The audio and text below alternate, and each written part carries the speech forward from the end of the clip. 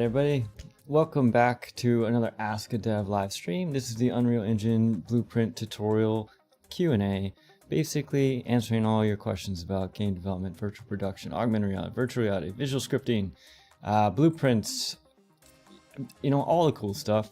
My name's Kevin. Currently we're doing these twice a week. The way it works is we hang out, we answer your questions, and we also have a tutorial topic that we'll talk about in the background if you all don't have any questions. So today's topic, we're going to be talking about state machines. That's our fallback topic for today. I got a lot of really cool stuff to show you with state machines if we get to it, pending you all's questions. As I said, my name's Kevin. I currently work as I have a job, I swear I do. I work as a senior principal tech artist in R&D at Riot Games. I get to do a lot of really cool stuff with Unreal Engine every day. There's a lot of stuff that I get to learn by trying to help you guys out too. So this is part of why we do that. And as always, I'm also always working on kind of my own things as well, which is fun. So with that, we do actually have at least one question to start off with today. Weston's chimed in the chat and was asking about hit results. So we're going to hop in and take a look at that. Let's see here. We'll hop into Unreal here and bring up our chats and get going. Now, hang out, because what we're going to try to do today, in addition to getting through all of your questions and talking about state machines, is we're also going to try to build a crouch. So if we get time, we're going to try to build a 2D sprite-based crouch using state machines and animation and all the fun stuff. So Lucian, welcome to the stream. Day is okay. It's pretty late there for you, I think, isn't it? Things are going really well with our platformer.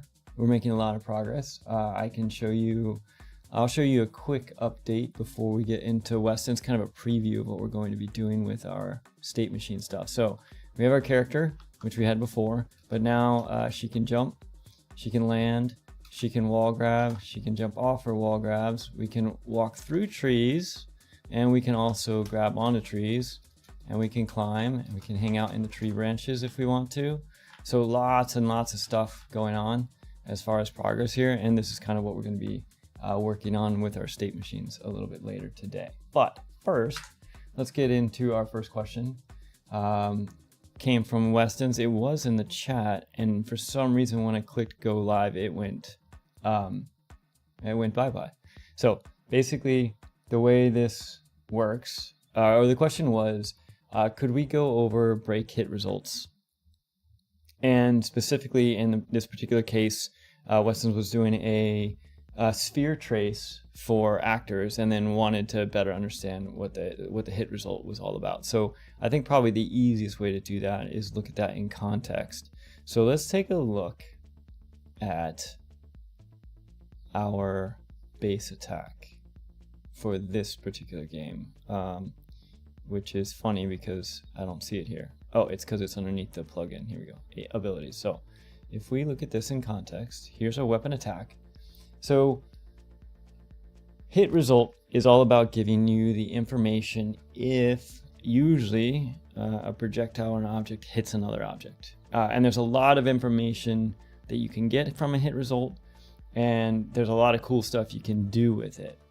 So let's take a look at what we might do with that. And actually, so to put it in context, this particular ability fires a projectile, which is basically, think of it as a sphere that's moving through your scene. And as it moves through your scene, it might hit something, right? Like the side of my head. When it does, we want to know about that. So all this ability does is it basically launches a projectile. So this projectile is what we're going to be tracking. So if we open this projectile, we can look in here, and there's a lot of stuff in here, but overall, just imagine the projectile is flying through your scene, and at some point it hits an object. Now, that is going to be usually something like your begin overlap. So let's see if we can find it. Here's our event hit. Let's see, teleport, tick. Here we go, overlap. So what happens is projectile's flying through the scene, hits a character, and when it does, we're doing a bunch of tests, and la da da da is that are firing, detonate. in our detonate, let's see, where's our hit result?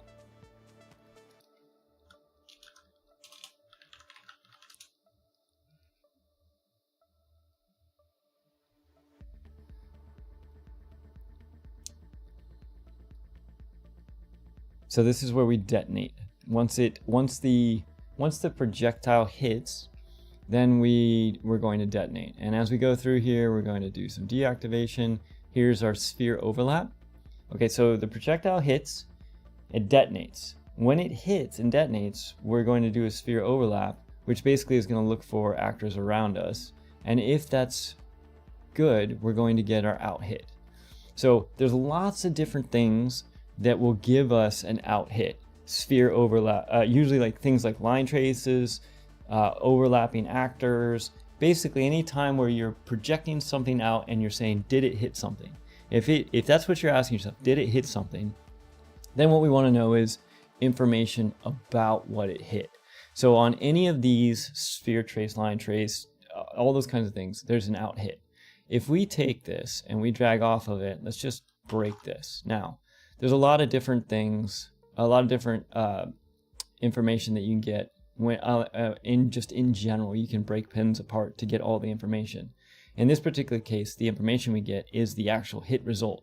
So if we go through this, a lot of these are going to be pretty obvious in the sense that it's like, what was the distance? Where was the location? So some of the big ones, the easiest ones to understand is location. Where did the hit happen?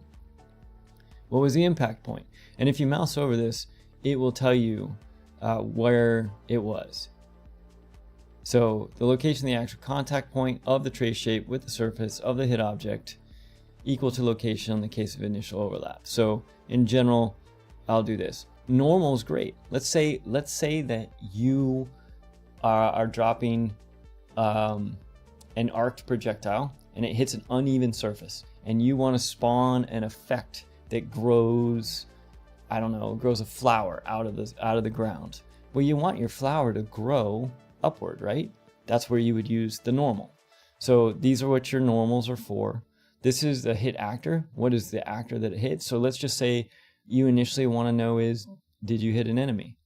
So you could just do this. You could say from the hit actor, you could say, does the enemy have the tag? And in this case, I would check for 2D enemy because all my enemies have a tag called 2D enemy, for example. So that might be another thing. A hit component, did it hit this? Did it hit the collision capsule? Did it hit some other part of the body, etc.? Now, if your hit or your characters are set up, or the actor is set up to have bones, physics, and stuff like that, you can actually get where on the character it hit, which bone was hit. And that's where you get into stuff like this, your hit bone names and things like this. A lot of these are going to be your faces, if it's geometry and so on. Trace start and trace end. I'm pretty sure I would have to draw these to see what this is actually doing. I feel like it is just going to give you the trace start and end as part of the hit result, so that, because sometimes what you do with your hit result is you'll take this. Let's see if we do it here. Yes. Okay, so here's a great example. Why is, if we break this up again, just so we do this, break the hit result. If we break this, why do we have the trace start and end here? This is basically a duplicate of the trace start and end of our initial line trace that we were checking. The reason it's part of the hit result is because look at what we do with this hit. We take this hit, we package it up into a hit result, and we send that to a gameplay effect that does damage. So we're going to take that whole hit package and we're going to send it to something. Panda, what is going on? Welcome to the chat. So we're going to take that whole hit package and send it off to something else to process. Well, while we're there, we may not be able to get back to the initial information that we started this whole thing. So we may need to, let's say that we wanted to do a quick trail or a vapor trail or something. We needed to know where the initial start and end came from. That's why we package that up in the hit as well. So that's kind of a quick breakdown of the hit result. There's a lot of different things that happen or that are in there and useful depending on the situation. And you'll find a lot of times it's just as simple as, if you drop this open, I just need to know the hit actor. Now, in this particular case, this one's kind of fun. I believe,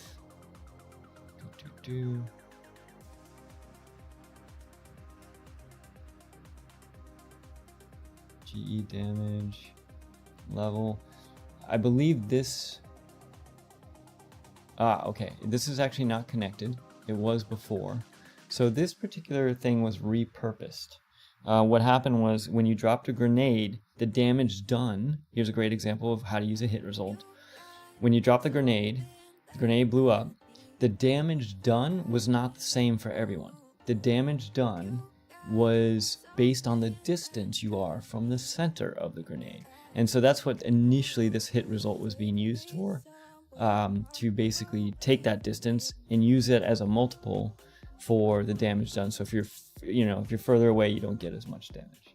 So Panda, Weston had a question about the hit result, just kind of explaining a little bit more about what that is. But today's topic is going to be state machines, if you all don't have any questions. So we're going to be doing a lot of stuff with our animation state machine, creating a new, we're going to try to create a crouch. We're going to do a bunch of stuff today. So let me double check our chats and see how we're doing there. And then we'll also check. I didn't see any questions in Discord, so I think we're good to go. Okay, great. Cool. So with that, remember, sort of as in Anim BP. So first, let me just check. Does anybody have any questions before I hop into state machine stuff?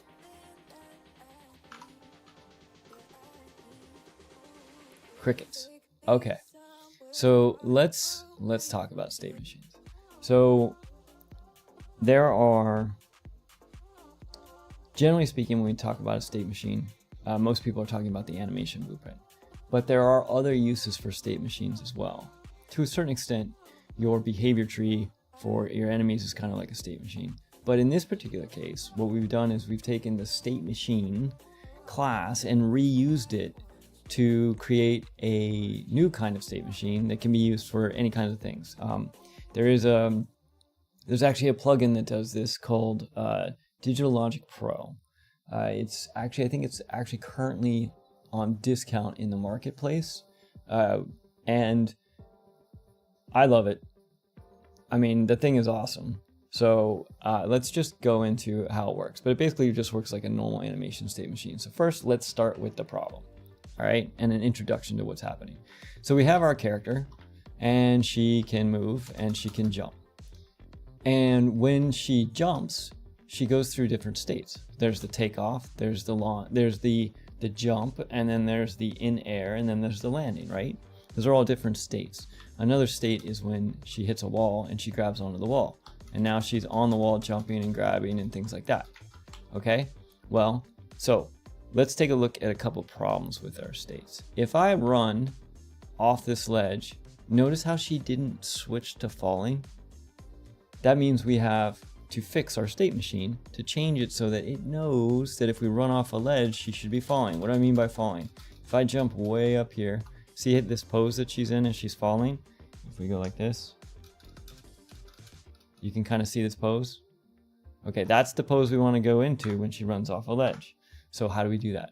Intro to state machines. So that's not a state machine. That is our flipbook. All right. So the way a state machine works is, and if you're familiar with animation state machines, it's the exact same thing. You have an entry point, then you have a state, and usually you name your state something that's meaningful. And inside the state, you do stuff. So for example, this is misnamed. In fact, let's rename this. This is currently idle. Okay, so when we start this state machine, the first thing that happens is it goes to idle.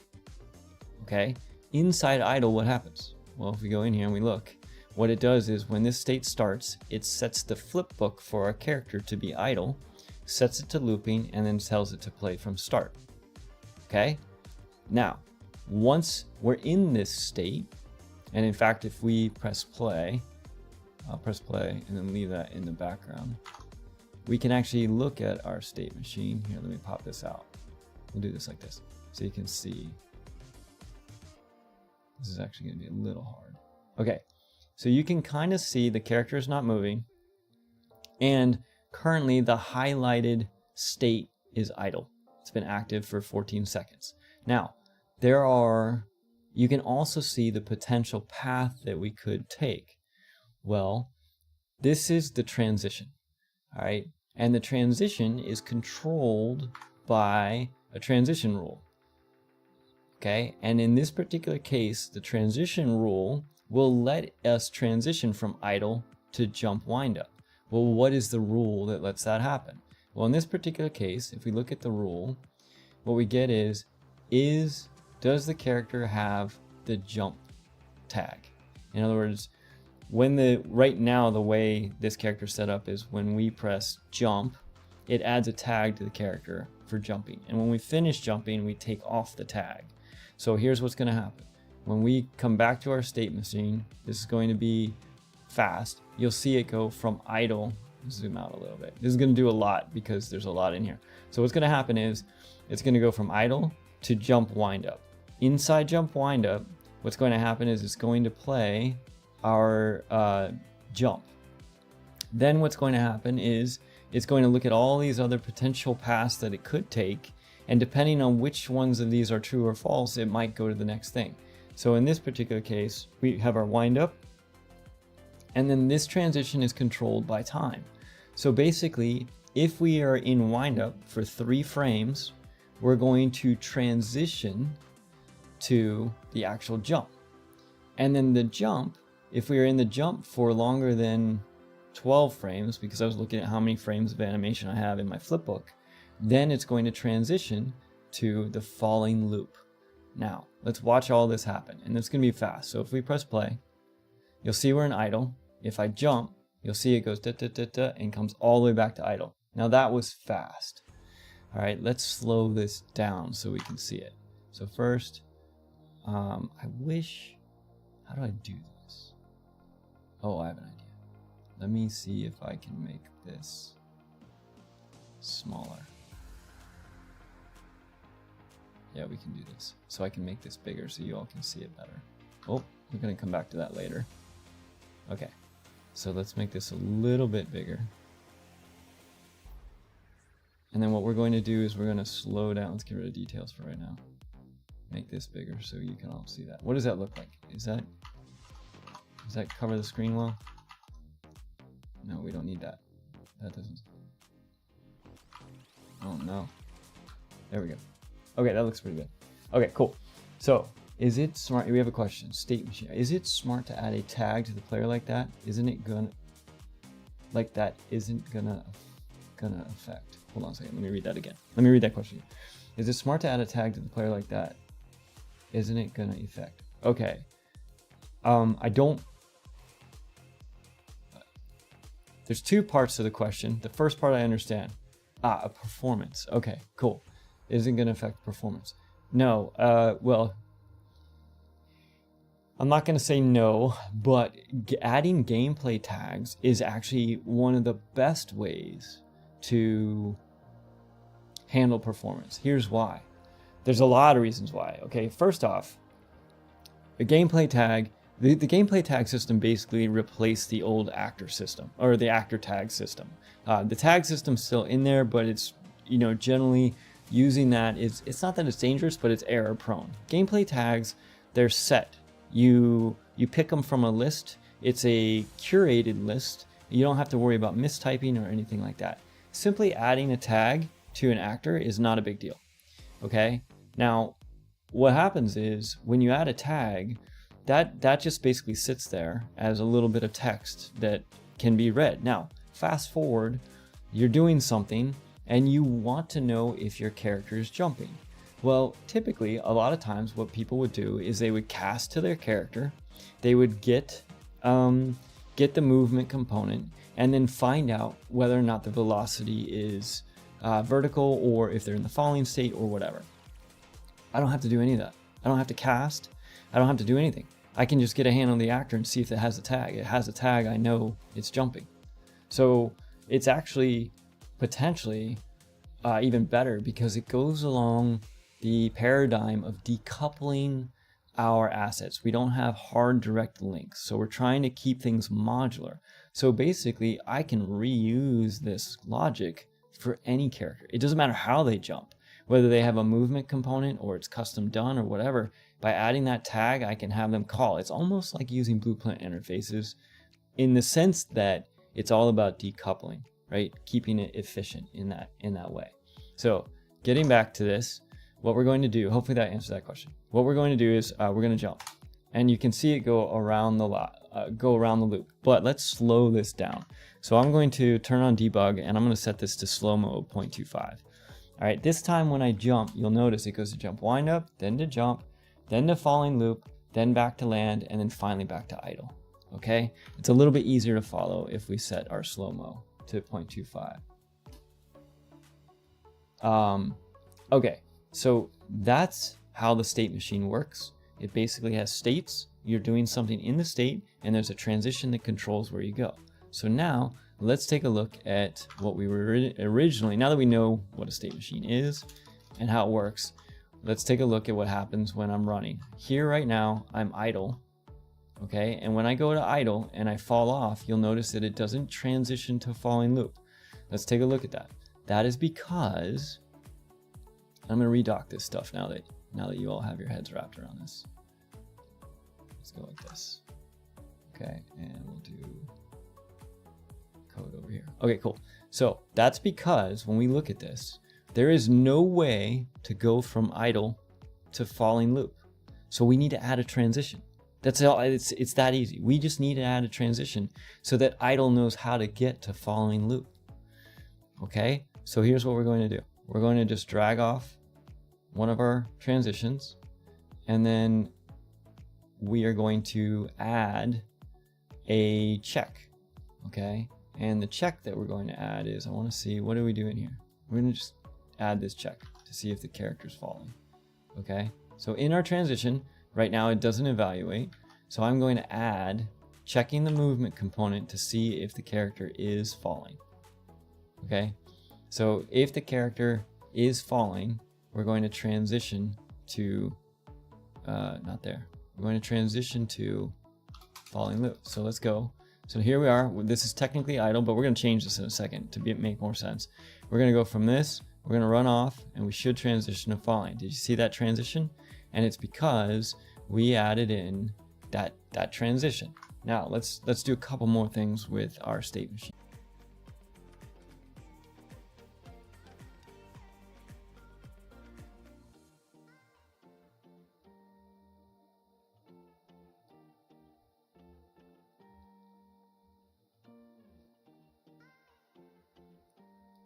Okay, are we back?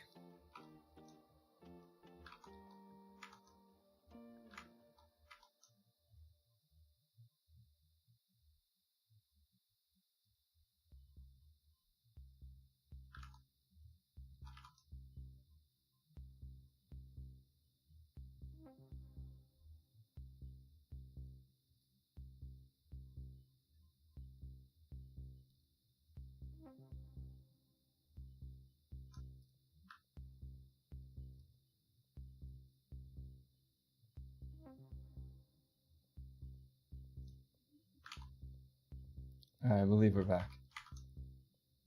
Okay, cool. All right, so I believe, depending on where we were, where we left off was we had just finished adding the running state, but as you can see, she never stops running. So what we need to do is we need to add in another state for idle. Okay, so let's do that. Let's go back to our Anim Manager state machine, and we're going to add in a new state. We're going to call this idle. All right, and what we're going to do inside of idle is similar. We're going to reuse all this logic. And what we're going to do is we're going to just use the idle flipbook instead. Okay, now what we need to do is we need to decide how we get to this state. Well, first, I think we generally want to start in idle. So let's reconnect this. And then what we need to do is we need to go from idle to run for sure. So let's add a transition to run. And the transition is going to be, let's get our movement component and let's check our velocity. Wait, do I want movement or do I just want the character? Get the velocity. Get the velocity. I think either one works. Here we go. We'll get our velocity. And let's just check to see if our velocity is greater than 2, for example. But first, I need to get the magnitude of this. And vector length greater than, let's say 2. Connect this all up. Press Q. Format it. Now we can get really fancy with this. We can have the transitions lerp in and out and all this stuff. But basically the overall gist now here is we start, we have our idle, then we have our transition, and we should go to run. Now here's the trick. Let's just test that real quick. So when we start, we should be standing still. I think what's happening is my Unreal is using 4K textures for all those trees. And so it's just dogging the machine. So I may restart Unreal here in a second. So as you can see, the character is idle, right? And if I go to move, she starts running, but she never stops running, okay? So what we need to do is we need to provide a way to get back to idle. So what we're going to do is we're going to connect our transition back the other way. We're going to do the exact same thing as we did when we decided to run. If we don't want to run and we want to go to idle, we want to check to see if our vector length is less than or equal to 2. And if it is, then we'll go back to idle. So let's, and I may just restart it here in a second, but just to show this out, let's just go ahead and press play here. Okay, so we're in idle, we walk, we stop, and she stops. So we're basically going from idle to run and then back to idle again. Cool? So we basically were able to, using the state machine, go from idle, run, and back. Now here's another issue, okay? And the issue is going to be if I play this again. Let me just, I'm almost done with this, so I hesitate restarting right now because I'm almost done. So let me try this. I'm just going to show you our next issue. You can see when we're running and we jump, she does her jump and she plays her animation. But if we idle and we press jump, oh, interesting, she does. I was not expecting that. Oh, hold on. Let's see what's happening here. Here's my guess.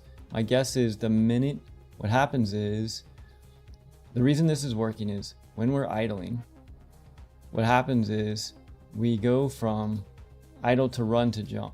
So she's passing through. Okay, this is a good thing to chat about. What's happening is when we jump, we are changing our velocity.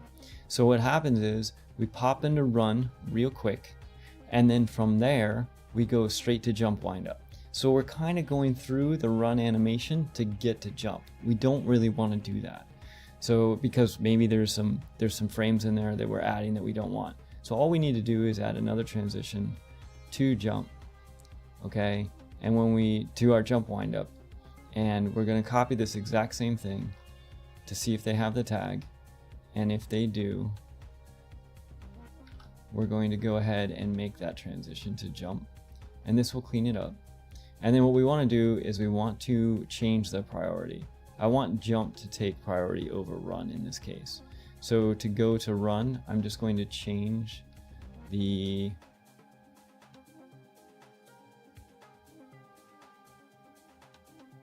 priority, but I lost my details panel. I'm trying to remember how to get it back.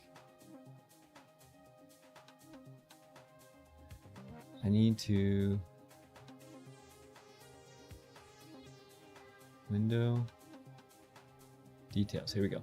So what I want to do is I want to change the priority of this. So the priority on this one is going to be 1, because with this particular state machine, if you mouse over this, lower number transitions will be evaluated first. So it's going to evaluate the jump in this case before the run. So it should go straight. if we pop this out, we'll do one more quick look before we get into making a crouch here. Okay, and making a crouch is going to be cool because we're going to be using tags. We're going to be doing some animation authoring and all kinds of stuff like that. So here we go. We're in our idle. What we want to see is when we jump now, that it doesn't go through run to get there. See how it went straight to jump?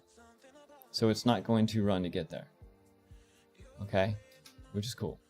Now, there is a thing where when we land, it's going through, it's basically going through run to get back to idle. So you could argue that we also need to fix that. So we basically come into landing, and then what happens is when we land, after 0.27 seconds, what it does is it goes back to run. But what we could do is we could add an and in there. If it's been 9 frames, because that's how long, 9 frames is basically our landing absorption or our impact. So after 9 frames, it goes to run. But what we could do is we could say after 9 frames, and if the movement velocity is still greater than 2, we go to run. But if it's not, go to idle. So we could easily do that by going in here, grabbing our not our sprite, our character, getting our velocity, and then with this velocity, getting the magnitude again. Sure, getting the vector length, same deal. And then if that is greater than 2, and then we'll add in an and here. So if you're not familiar with logic operations, you can just say it out loud and it will make sense for you, okay? If we have finished our landing animation and we are still moving, then we're going to transition to wherever this goes to. In this particular case, it goes to run. Now what I want to do is I want to copy this transition, and I'm going to put one into idle. And what we're going to do is we're going to change this to be less than or equal to 2. And if that's true, it will go straight to idle. So basically we've cleaned this up so that our character can now go from idle to run, run to idle to jump, and landing back to idle or to run. So that cleans that all up.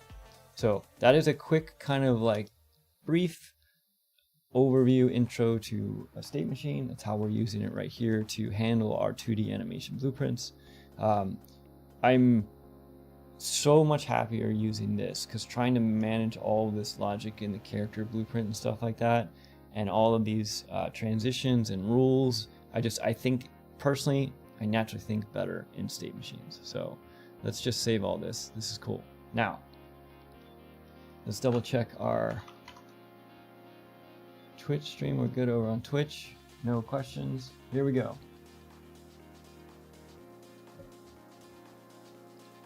Before we move on to our next phase, does anybody have any questions they want to throw out?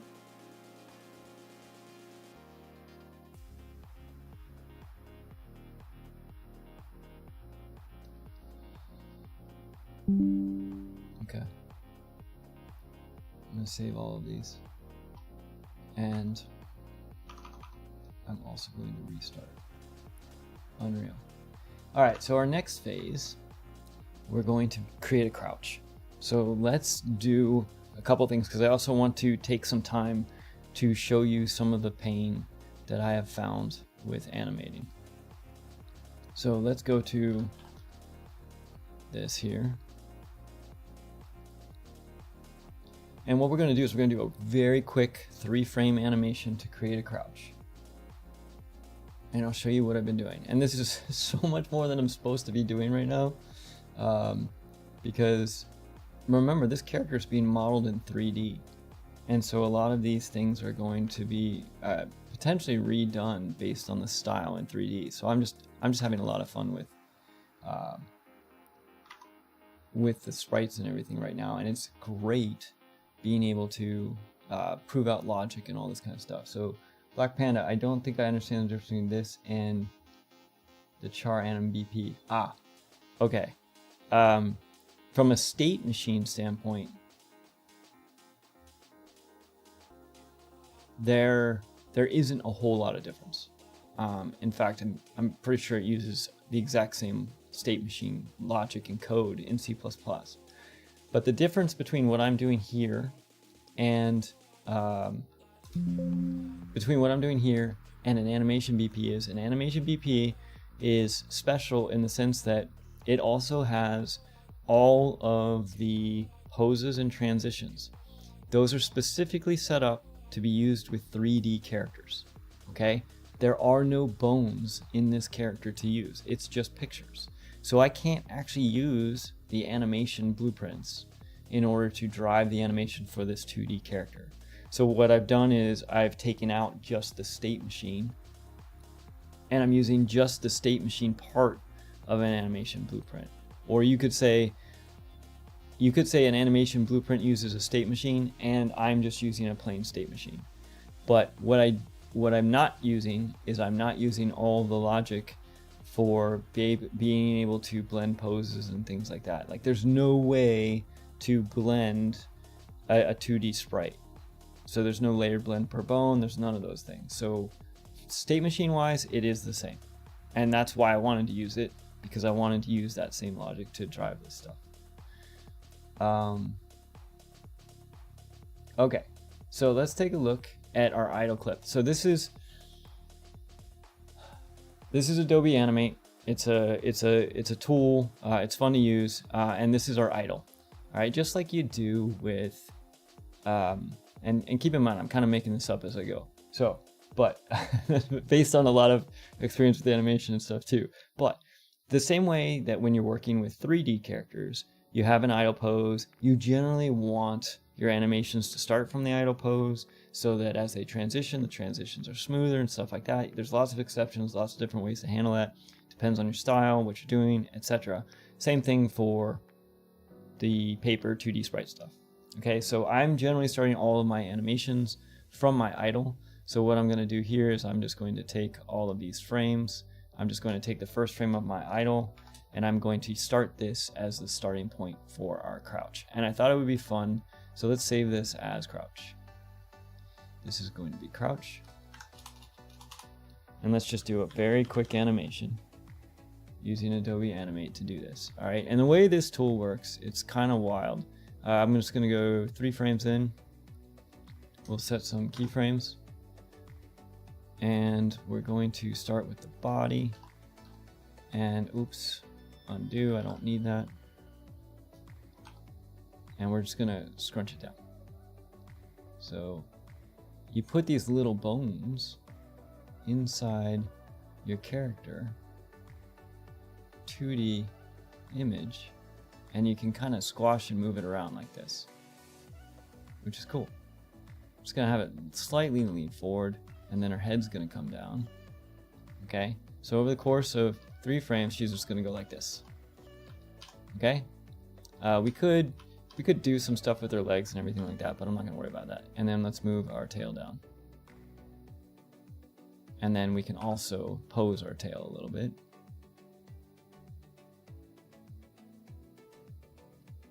Just to get something that makes sense.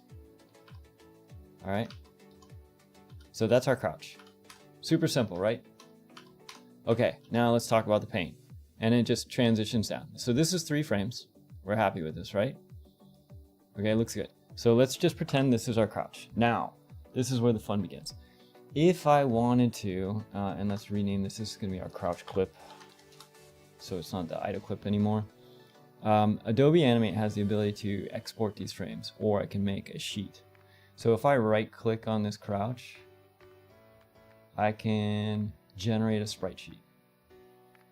And when I do that, it will create this image, and I can make this, can I make this bigger?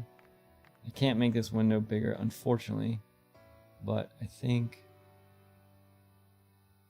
I can shrink it down. So you can see here, here's our sprite sheet, which is cool, and then you can preview what it looks like too. Right? It's just a crouch, nothing crazy. All right, so let's just export this, and we're going to export this to, where's this going to? Oh, this is going to export as a sheet. Okay, so let's see where this is going. We're going to put this into Zyra Sheets, and this is going to be a crouch.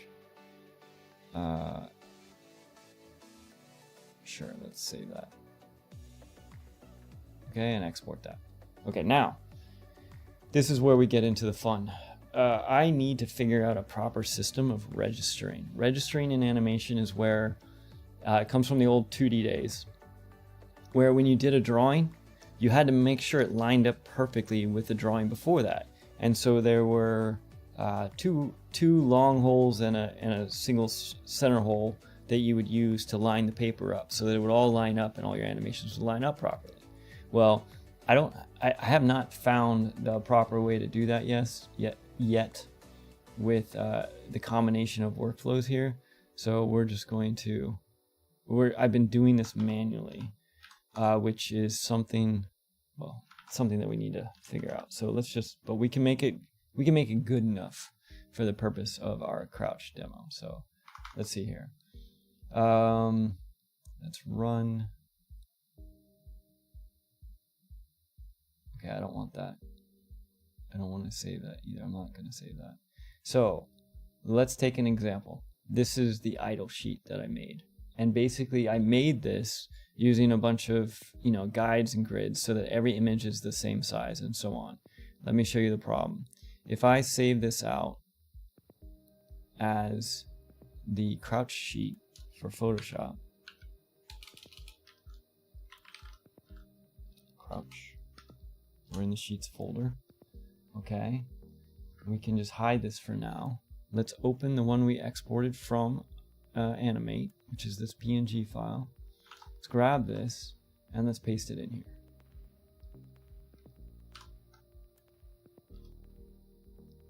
The sizes don't match. See the difference? Okay, so this is where I've been doing fun nightmare stuff, which you can't do. So what I did was I took and I created a pattern from the initial idle pose that I use as my registration. And that pattern is here.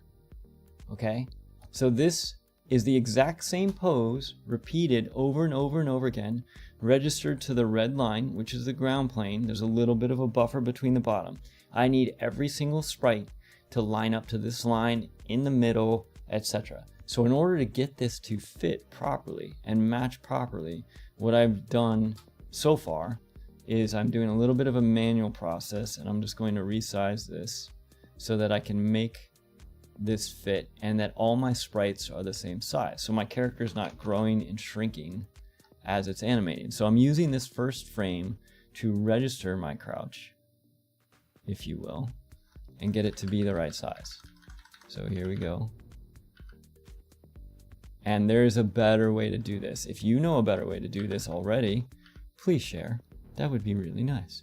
But in the meantime, I'm getting this to be good enough because once again, if we do end up doing this character as 3D and render out 2D sprites from the 3D animations, now we're operating in a world that I completely understand and will be fine. Okay, I think that is a pretty good registration. Okay, so I've registered the first frame. I know it matches. Now what we're going to do is I'm going to move these over to be lined up where they need to be. So I'm going to do that using the feet. And I keep this image up in the background as a means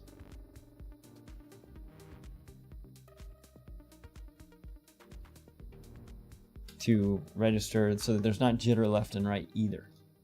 So probably for this case, it's a good example that I didn't actually animate the feet because that would have made this more difficult. So let's move this over. Okay, cool. So now we have our crouch sheet. So this is our crouch, ready to go. So now all we need to do is export this and bring this into Unreal. We're getting there. Let's save this.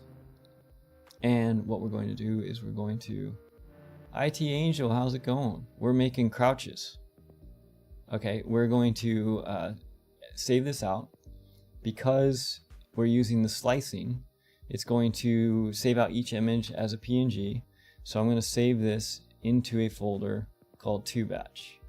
Now, there's a reason for this. I'll explain it here in a second. Let me bring up a folder view. In our folder view, to batch, we're going to delete all of these. Okay, just so it's clean, so you all can see what's happening. All right, so we're going to put this out as to batch crouch, save that. Cool. All right, so that put out the crouch. Now the crouch is sitting in this images folder, and you can see it put out an image for each frame of our crouch sheet, but we're only using the first 3 frames. So I'm just going to go back in here and I'm going to delete all these extra frames. Now here's the thing. When you look at this image is 680 by 680. All right. The sprites that we're using currently in game are actually 256 by 256.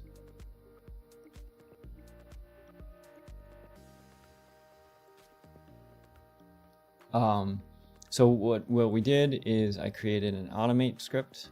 This automate script is basically an Adobe Photoshop action. Okay, all it does is resize all of my sprites to 256 and gives them a name. And in this case, I'm going with crouch.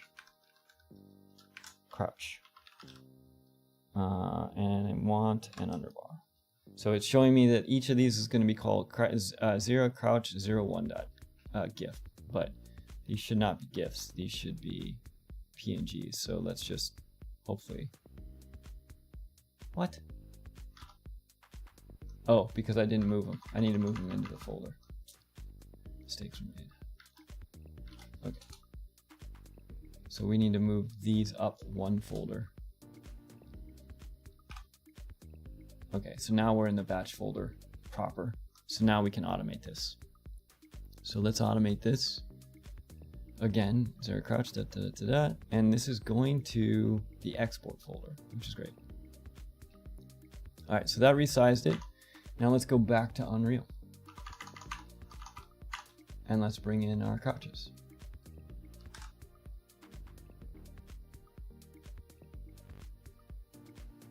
IT Angel, we're doing all right. I'm actually pretty happy about like some of the progress we're making overall with some of this stuff.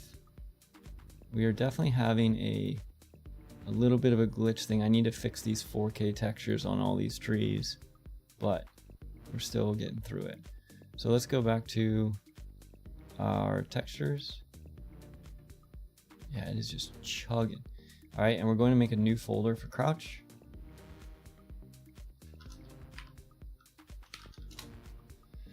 I don't mind doing the aligning work, but there is definitely a way. And also, in addition to the alignment stuff, I need a frame-safe way to actually create the animations. Because when I'm over here in Adobe Animate, which I already closed down, and for example, when I was doing the jump, if I have the character bend over too far, her head goes out of frame. So what happens is, let me share with you the mistake I made. So hopefully you guys don't make this mistake. You all don't make this mistake.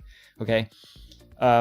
I set my frame to be a square frame, 1024 by 1024, for example, because I always work way higher res than I want to, because I have these, I don't know, dreams of being high res. Anyways, so I had a square frame, and so I animated my character to be in that square frame. And what would happen is, when she be on the stage in Adobe Animate, I just animated her jumping. And as she jumped, as she went through her takeoff, she was particularly stretched. And as a result of that, her head went beyond the squareness of the actual frame. So I realized I had made a mistake. I needed a buffer on each side for sprites to be able to account for things like tails and stuff like that. So I actually resized, I changed the way I worked, and I went from a square frame. I could have done 2 things. I could have gone smaller, or in this case, I went from a square frame to a larger square frame that sits in that has a cushion. And then what I do is I take that and then I'd scale that down, and then I added in the registration for the floor and stuff like that. So let's import our crouch now. And we're going to do that from our export folder. Here's our 3 crouch frames. Now I'm going to import the first frame, but in practice, we're probably not going to use it. I'm going to right click on that. I'm going to apply the paper settings. I am going to right click on that, and I'm going to create sprites. What? It only created one sprite? What? Delete this. It also looks like Perforce is not connected. Hold on, let's get this going. Just because it can cause problems with naming later. Okay, this is stuff I want to learn, and I keep missing your stream, but that is because I'm busy at work. Lots left. I'm not 100% sure it would work since you need it in a spreadsheet and all in the same size. You can try in Sprite pixel art software, but you probably need to start there, not after you did some. I don't mind redoing it. I haven't done that much work. But there has got to be, I will check out the pixel art software and see. I mean, I was looking at Toon Boom, I was looking at a bunch of different things. Toon Boom would absolutely be able to handle this. I know that. But I also already have an Adobe membership because it's such an amazing price that I didn't want to spend more money on Toon Boom and learn a whole bunch of stuff. And also there's like an overhead, especially considering this may all actually be done in 3D. So let's just take these and let's convert these to sprites. No, sprite actions. We're going to create sprites. And then from these sprites, we're going to create a flipbook. And the flipbook is going to be our zero crouch. And we're finally getting to the, what do they call that? The denouement, where we're actually going to implement this crouch as an animation for our character. So, okay, cool. That's that. They're going to drop that in our animations folder. So here's our crouch. Now, I don't think we actually want the first frame of this crouch because it will cause a delay. I'm going to keep it for now, but I think ultimately we will end up deleting that first frame. All right, now, so we have our animation. So we've successfully animated our crouch. We properly registered it. We got it to the right size. We've imported it. Now we need to get it to play on a character. There's a couple steps to this, okay? So to do that, there is a free version called Sprite, I think that, which is the ripoff of it, but Sprite is a professional software for pixel art animation, but I'm assuming because you work for some. Yeah, we'll have to take a look at it. I think one of the reasons that I went with the Adobe Animate again was one, I already had it, and two, it was super quick for me to add in those quick little rigs to deform the stuff, which I thought was a lot of fun, which was cool. All right, so what we need is a couple things. We need our character because we need to be able to tell it to go to crouch. So 2D, let's look at our 2D hero pawn. And what we're going to do is in here, when we do jump down, we're going to add a tag to our character.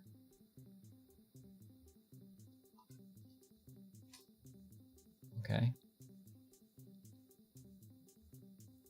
Now,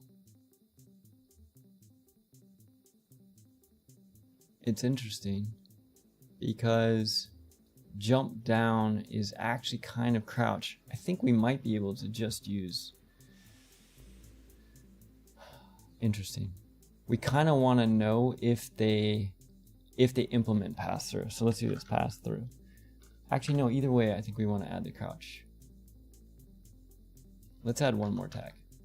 Okay, and this tag we're gonna add, we're gonna create it anyways, just so you can see. So we're gonna add a crouch tag, and we're going to add that to our player state. Okay, and that just puts a tag on the player saying crouch. Okay, so now what we should be able to do is back in our Anim state machine, we should be able to check for that tag. Oh, we're gonna go over time. We're not gonna get this whole demo done in an hour, but we'll be close enough. Okay, so let's just do this. Let's add a new state, and the state we're gonna do is we're gonna do crouch. Okay, and we're going to go from idle to crouch. technically we could go from any of these to crouch, but for now, let's just to test, to show, we're gonna have to do some work in the state machine. Let's grab this and let's take that. Oh, we're gonna have to do two things in crouch, but let me get to that in a second. So first thing we're going to need to do is let's just set our flipbook to crouch. Okay, we're not going to start looping because we don't want it to loop. And it's going to be interesting to see what happens here.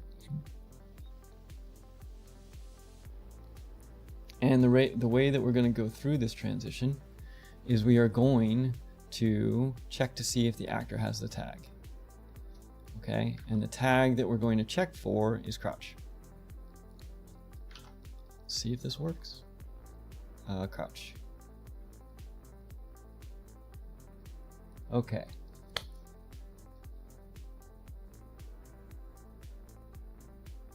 I mean, your workflow will be the same, just you'll need to use Sprite instead of Photoshop, but not 100% sure. Oh, I see. I'll check that out. Are you going to post these streams on YouTube so I can check it out later? IT Angel, yeah, they're all there. Every single stream we've ever done live is on YouTube. If you click on the live section, all of them are there. And I'm getting better about having a schedule for the stream. So like, you know, intro, answering questions, and having a topic. Like today's topic is state machine. We're discussing whether or not we're going to keep doing the live streams, or I'm going to be doing pre-recorded videos and doing more Discord stuff. But so far, there's at least one vote to keep doing the live streams. All right, so we now have our transition rule to go to crouch, but you'll notice it's red. All that means is that there's no way to get out of crouch, but that's fine because we just want to test to see if this works. So when we play, it's doing crouch, it's looping. So it is working, it totally works, okay? So let's do one more thing. Let's do a crouch loop. So let's add a new state, and this is going to be crouch loop. Okay, and what we're going to do for this is we are going to cheat a little bit, and in our animations for crouch, we're going to take this last sprite and we're going to create a flipbook for it called crouch Zera crouch loop. And I'm going to move this into the Anim folder.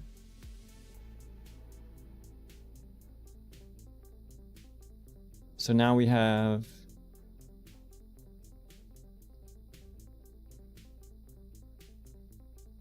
where's our crouch loop? Here's our crouch loop. Okay. So all we need to do is in our state machine, after 2 frames, we want to go to crouch loop. All right, 2 frames is roughly, let's try 0.06. And what should happen now is we should go, if we compile this, we should go from idle to play our crouching animation to the loop. Now in the loop, it's just going to sit there. And what we could do is we could, let's compile this and let's play. I'll show you what there's 2 things. This state machine is going to get a little more complicated, but you'll see. So if we go down, that is not quite what I was expecting. What is happening? Where are we? It's in crouch loop. Oh, we didn't change our animation. We totally forgot to actually do the work inside. There's hope. Here we go. Okay, and this is going to be crouch loop. Compile and save. Let's try that again. This time without the oops. So she stays there. Perfect. Okay, now let's go again. This time though, what we're going to do is we're just going to drop down because I don't want to trigger it yet. I want to see if it works when I'm just standing on the ground and it doesn't require me to drop down. So if I press down again, she crouches. Okay, now what she doesn't do is uncrouch. So we're going to have to do a little bit of work here so that she uncrouches. And there's the crouch state for her is like everything she does now, she's going to do crouched, because there is no way in this state machine to get out of crouch. So what we could do is we could say after some time, we could say after a key is pressed, or we could do the transition where velocity changes. So if the velocity changes to, let's try that. This is kind of wild. We'll just do this real quick to wrap this up. I think this should be a velocity change. Yep. So if we're here and we crouch and I start moving, she uncrouches. Crouch, uncrouches, crouch. Now there's a little bit of a delay. You can kind of feel it. It's really hard. But if I'm running, I'm not removing the tag. We do need to remove the tag. So she's going to crouch all the time right now because I have to remove the tag. So what we need to do is in crouch, what we could do is here, let's go back to our state machine. Once we crouch, in our crouch loop, let's get our paper character, get the player state. This always happens. It's just one little more thing. We can make it so much better if we just keep going, even though we're supposed to be done. Okay, so we get the player state, and let's remove a stat tag. And the count, I am currently removing 100 of them every time just because, but you don't have to do that. Okay, so let's do this. Cool. So that would remove the stat tag. So once we hit that crouch, we should no longer be crouched once we start moving. So she goes back. So that gives us the full loop. So we have successfully fixed a bunch of things with our animations so that our character can do all kinds of cool stuff. Now, I also completely changed jumped, so I have to fix that, but watch this, it's fun. She can jump forever. I can jump. She has infinite jump, so she can jump all around the level anytime she wants to. So obviously we'll have to fix that. But I think we are in a good place to wrap up for today. So let's go ahead and do that. How was that, everybody? Tried a little bit of a different format today, having an actual specific topic to talk about and go through a quick little demo like that. Did anybody have any questions before Lucian? Here we go. I had a quick question before we wrap up. It says, did you make your state machine entirely in blueprints? The state machine is a... So there's two answers to this. The state machine itself is a class that you can create. I did not... If you wanted to, you could... you can basically just instantiate the state machine class in C++, and then from there create your own state machine. I did not want to spend time doing that, and something I said at the beginning is I think it's called Digital Logic Pro. It's a whole like plugin that you can get for Unreal, and it has that code already done for you, and it's currently on sale. So I went ahead and bought it. I'm not saying you should or you should not, you know, this is not financial advice for all of you, follow the do your own research type thing. I will say this, the amount of time it would have taken me to implement my own class, build all this stuff, to start to get to prove out the prototype and everything, for me personally, it was worth the 120 bucks. It's on sale right now for 120. It's usually 250 or whatever. There's a free version too, but could I have done that? Had total control? Yes, but absolutely worth the multiple hours it would have taken me to write that code myself. Slam dunk. Easy win, in my opinion, for myself. You all can decide. I'm actually very excited. I'm not gonna lie, I'm very excited about using that for not just this Anim state machine, but also I'm gonna do some attempts to change my character behavior trees to use state machines instead, which is, I think, it's just the way my brain works is better with state machines is all. So, and again, IT Angel, you can go back and check out the live stream. They're posted almost immediately once I finish, And then usually I'll go back and I'll update and put in markers so you can find the stuff I need to go back. Keep an eye out. I'm going to be working on, there should be some new videos coming out on blueprint interfaces, some of the self-contained stuff. If you all like this format and you want me to keep doing it, help me out, spread the word.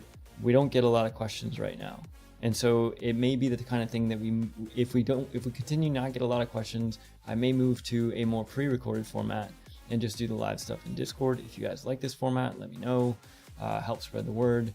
As always, throw your questions in Discord, send me an email with them, whatever it is. And then also let me know what other kinds of things you all want to learn about. If this was fun, if you like the way this is going, that's great too. Again, my name's Kevin. We're here twice a week. I'll be posting next week's schedule later this week. Keep an eye out for it. Should be Sunday and Wednesday, 11:30 a.m. Pacific Standard Time. And I hope everybody has an amazing rest of your weekend or week and then weekend. Hopefully I will see you all Sunday. I'll probably be working in Discord a couple nights later this week too for anybody who wants to hop in and hang out. All right, take it easy. Have a good one.